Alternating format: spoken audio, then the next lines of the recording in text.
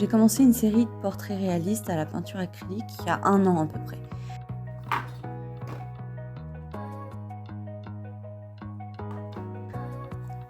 Celui-là, je l'ai préparé il y a des mois et je l'ai laissé de côté sans y toucher.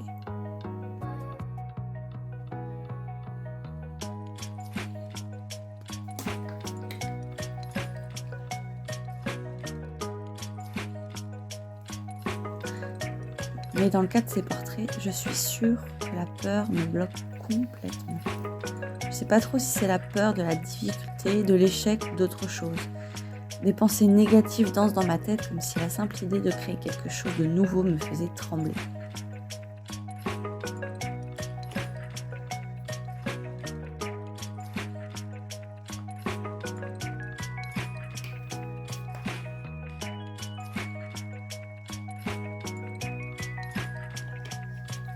Il y a une vraie bataille intérieure entre la peur et la créativité.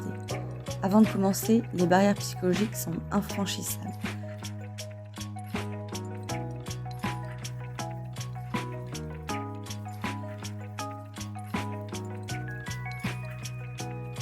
Parfois, je pense que la plus grande lutte se déroule dans notre tête. Bien avant que nos mains ne touchent le pinceau, avant de réellement évaluer les difficultés techniques. C'est toujours un défi de briser ces barrières auto-imposées.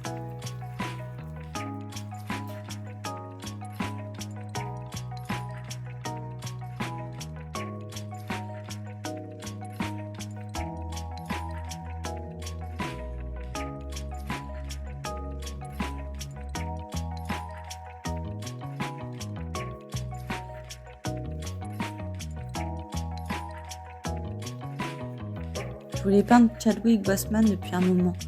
Pour moi, il est devenu un symbole de diversité et de représentation dans l'industrie cinématographique.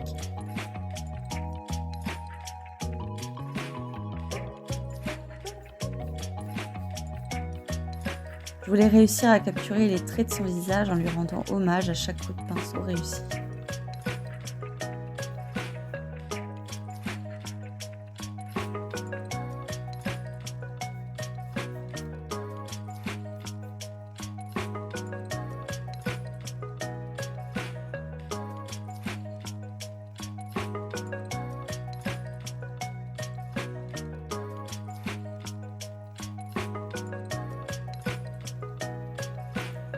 Je suis certaine de l'importance de l'inspiration dans le processus créatif. J'ai aussi la conviction que l'art peut être un moyen puissant de célébrer des vies exceptionnelles. Alors peut-être qu'une inspiration assez grande peut surpasser nos peurs et nous permettre de laisser vivre notre créativité.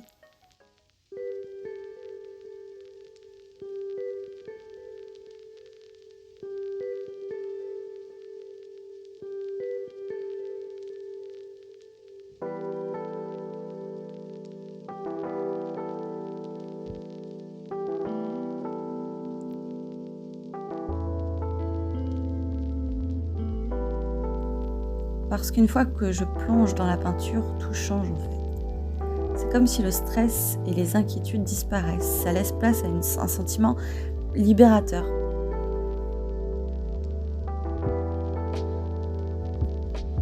Chaque fois que je parviens à franchir ces obstacles mentaux, je découvre un espace où la créativité coule naturellement.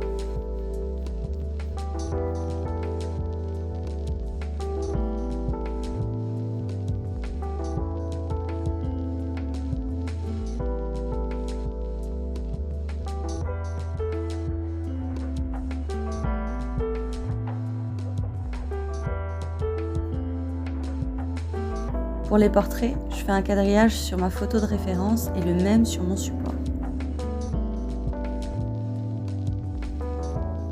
Grâce à ça, je fais le dessin en ayant pour priorité de garder une bonne proportion pour chaque élément du visage. En général, il faut faire d'abord tout en gros, puis peu à peu affiner les détails. Avec un dessin en dessous, je trouve pas que ça soit nécessaire.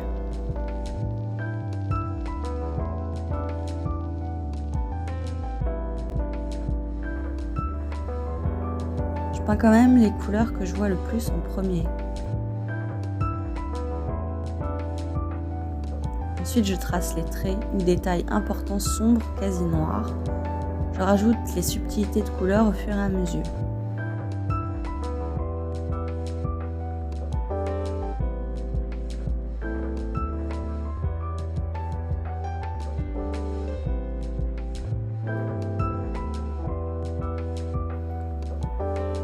Je garde très souvent mon image de référence.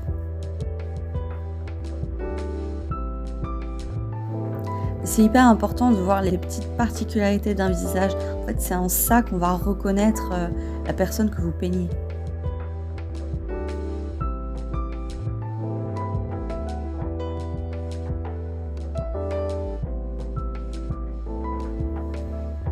J'hésite pas à regarder ma peinture en cours dans un miroir. Les erreurs sautent souvent aux yeux quand notre point de vue est différent.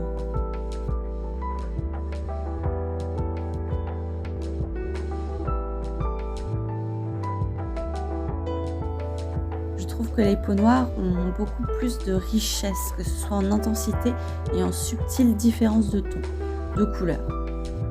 Pour une petite zone, on peut y voir une couleur chaude à côté d'une couleur froide, dépendamment de la lumière. Cette lumière crée souvent des reflets et des points beaucoup plus lumineux que sur des peaux claires, moins contrastées. C'est important de conserver l'intensité des couleurs, surtout dans les foncés ou entre les ombres et les lumières.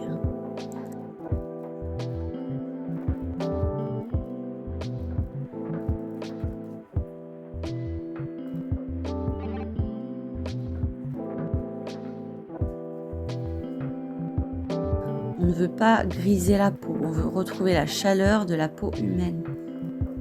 Regardez votre doigt avec une lumière derrière et observez la transparence et le ton rouge-orange.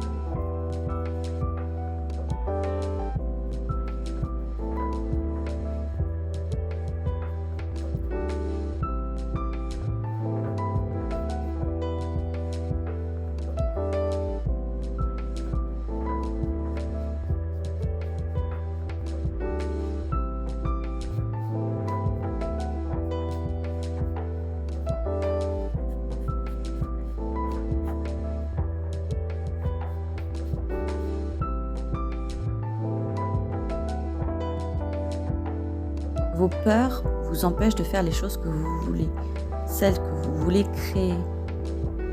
Devant une toile, essayez de les comprendre au lieu de tenter de ne pas penser à elles. Quand on essaie de ne pas penser à quelque chose, on y pense forcément.